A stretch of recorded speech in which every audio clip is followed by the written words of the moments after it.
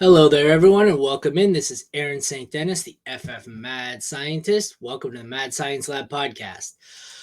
Today, we are going to do a little bit of recap of Monday Night Football, or whatever the hell this was.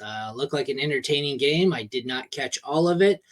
I'm not sure what the hell's wrong with the Buffalo Bills. They lose 24-22 to the Denver Broncos. The Broncos move to 3-5.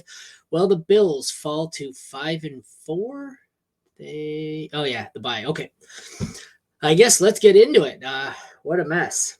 Russell Wilson, his stat line looks like 193 yards and 2 touchdowns for 26 and a half points. Not a bad day if you started Russ. Really bad day if you started Josh Allen. 177 yards and 1 touchdown. Had 2 interceptions, a lost fumble, only 4 carries for 13 yards, and was mostly saved by that rushing touchdown. What a god-awful day, and he looks broken right now. This whole offense does. I think the injuries on defense are starting to show, and they're not very good right now. This is a team to worry about. At running back, Javonte Williams had a hell of a day. 21 carries for 79 yards. He had a receiving touchdown, 4 for 31 with the receiving touchdown for 20 and a half points. Samaje Perine had 1 carry for 8 yards, 3 receptions for 35 for 7 points. McLaughlin had 6 carries for 8 yards, 2 catches for 4. On the Bills side, Latavius Murray led the way in fantasy production anyways.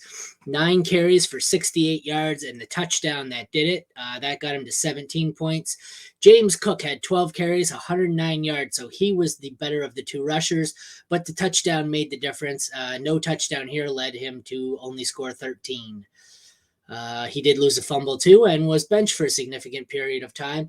Not sure why they do this. His last fumble, I believe, was on the first carry of his career. So why a running back fumbles the ball one time and gets punished and put in timeout by a coach, boggles my mind. It's archaic and makes no sense. He has no history of fumbling. It's not an ongoing issue. What the hell are you doing? You put in Latavius Murray. That's poor coaching. I think it's Sean McDermott just looking to scapegoat someone for a poor game plan. That's really on him. That's really poor usage of James Cook. The receivers, Cortland Sutton was the best of on both teams. He led the way with 8 for 53 and a touchdown for 15 points. Jerry Jeudy had 3 for 35 for 6 points. Mims had 1 for -3. On the Bills side, we have Gabe Davis had 2 for 56 and a 2-point conversion for 10 points. Stephon Diggs had 3 for 34 for 6 points, but was getting double covered by a pretty solid Broncos pass defense. And Khalil Shakir had 1 for 24, so not a great day on the Bills side anywhere. With the exception of Dalton Kincaid, who had 5 for 51. Not a great day, but by tight end standards, it's decent. The touchdown gets him to 16 points, which makes him probably a top 6 or 8 tight end this week. So Dalton Kincaid's breakout continues. On the Denver side, their tight ends have continued to be useless. 2 for 15 from Adam Troutman. Chris Manhertz, 1 for 6, nothing else. The 2 DSTs were both decent. 11.5 points from Denver, 12.5 from Buffalo. Denver gets 2 interceptions, 2 forced fumbles, 2 fumble recoveries, while the Bills get most of theirs on 4 sacks and a fumble recovery. Switching leagues here to take a look at the kicker situation. Will Lutz was good for Denver, 4 for 4 on field goals, hit 1 from beyond 30 and 3 from beyond 40. So he had a heck of a day. I believe the game winner was beyond 40. I don't recall. I did watch it. I just don't remember if that was a longer one, but I assume it was.